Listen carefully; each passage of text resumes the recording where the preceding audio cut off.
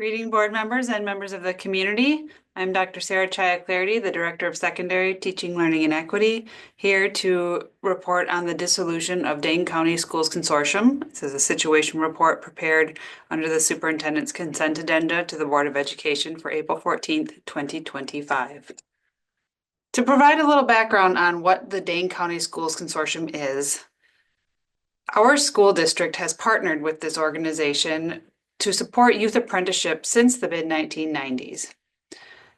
In the spring of 2019, so about 6 years ago, we entered into an intergovernmental agreement with a number of other districts for our what was called the School to Career program at the time. That agreement with these other districts in the area became known as the Dane County School Consortium.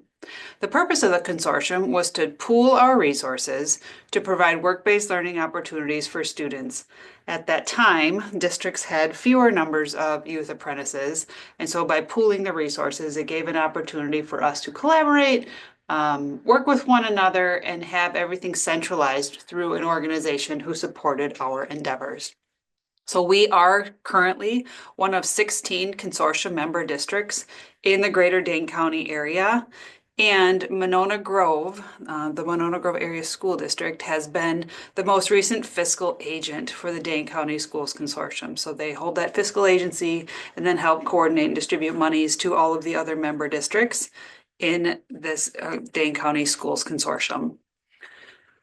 So the situation is that over the past several years, we as a school district have experienced significant growth in our youth apprenticeship participation. We have doubled the number of youth apprentices that were enrolled as of 2 years ago, and we are now looking to double again our youth apprentices across Sunbury East, Sunbury West, and PPA for next year. In order to be able to support the significant growth in all areas of work-based learning, we have 3 dedicated personnel, 3 full-time employees. One is located at central office, and that is our district CTE coordinator who supports youth apprentices on their job sites. We also have 2 college career and life readiness coordinators, one at Sun Prairie East and one at Sun Prairie West, who also supports Prairie Phoenix Academy. And those site coordinators help coordinate everything with students at the high school. So the Dane County Schools Consortium has historically facilitated partnerships with the Workforce Development Board of South Central Wisconsin for our youth apprentices, so supporting the business side of making sure that our students get connected with their businesses. Recent challenges have been developing across the past year, or really a little longer than that, in this partnership from our perspective, and that includes increasingly restrictive coursework approvals by the Dane County Schools Consortium membership team, pretty cumbersome processes for getting students to apply, getting their applications and their a number of indicators that they have to meet in terms of coursework, and really having this centralized control shift happen at the Dane County Schools Consortium, which has really limited our ability to tailor our programming to our students' needs. At the same time, there has been ongoing uncertainty around the viability of the Dane County Schools Consortium. As I mentioned on the previous slide, Monona Grove has been the fiscal agent for this consortium. However, in the spring of 2024 and again in the winter of 2024, Monona Grove provided formal notice to the Dane County Schools Consortium Executive Director, their board, and all district members that they would no longer continue to be the fiscal agent as of July 1st. There does need to be a fiscal agent who is going to be the one who manages the money from all of these member districts. And since that time, none of the other 16 districts have volunteered to assume that fiscal agency role. So this goes to show that the lack of other districts who are volunteering to take on that role further underscores the challenges that we're seeing with this consortium model.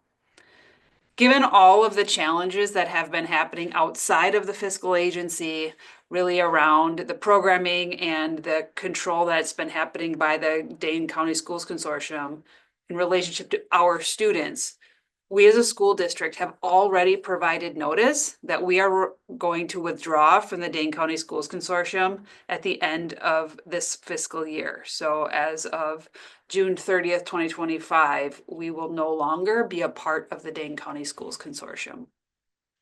However, that intergovernmental agreement that we joined in 2019 states that the consortium itself may be dissolved by an affirmative vote of school boards of 2/3 of the participating districts. A dissolution vote may only be taken after provision by the board of directors with at least 30 days prior written notice to all participating school districts. So there is a larger interest among the Dane County Schools Consortium members to seek to vote to dissolve the Dane County Schools Consortium as a whole. Therefore, on behalf of the superintendent, we are seeking your authority to be able to vote affirmatively to dissolve the consortium should a vote be held by the consortium prior to our withdrawal. So if a vote were to come forward between April 14th and June 30th, we are seeking the board's approval to vote affirmatively to dissolve. And again, a 2/3 vote by all of these 16 district members will be required for final dissolution. There are several other larger districts in the region who are taking or have already taken similar steps to have the board authorize an affirmative vote. And the Workforce Development Board of South Central Wisconsin is actively working with all of the school districts that have been serviced by the Dane County Schools Consortium to establish a network and facilitate collaboration among districts. It's important to know that the grants related to youth apprenticeship and work-based learning will continue unaffected, and we will ensure continuity of services by continuing to leverage our staff to serve our students in partnership with our businesses in the years to come. I want to express gratitude to our CTE coordinator as well as our college career and life readiness coordinators who have been working and amplifying our programming, bettering service to our students across the past several years, and gratitude to our students who are pursuing these academic challenges, putting themselves out there, taking on work-based learning opportunities that will not only amplify their high school experience, but set them up to have a successful college career and life experience. So I look forward to answering any questions that you might have at the upcoming board meeting on April 14th. Thank you.